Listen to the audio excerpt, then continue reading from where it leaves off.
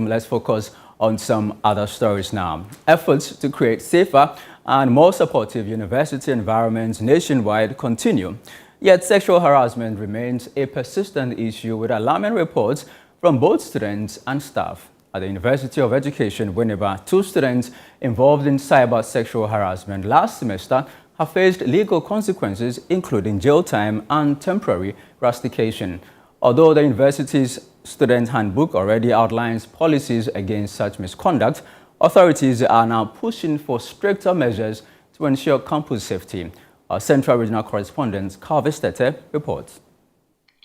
Sexual harassment incidents on university campuses across the country often leads to severe consequences. A recent case at the Kwame Nkrumah University of Science and Technology saw a tragic outcome when a male student allegedly killed a female student over suspected infidelity.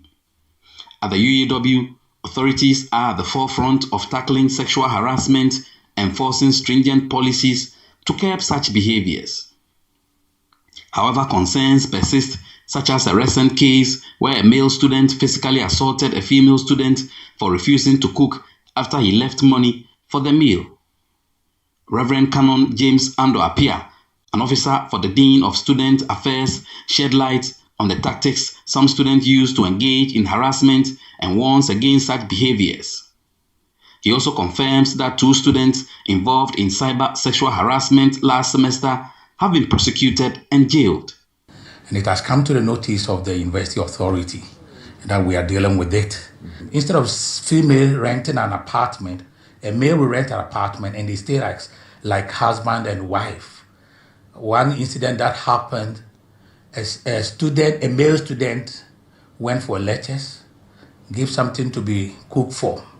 Fortunately or unfortunately, the lady wasn't able to come and see beatings.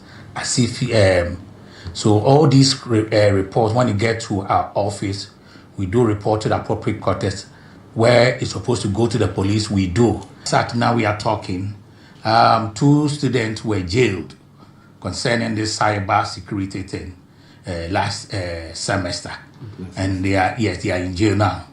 UEW is taking a firm stance against sexual harassment and is working towards strengthening its policies.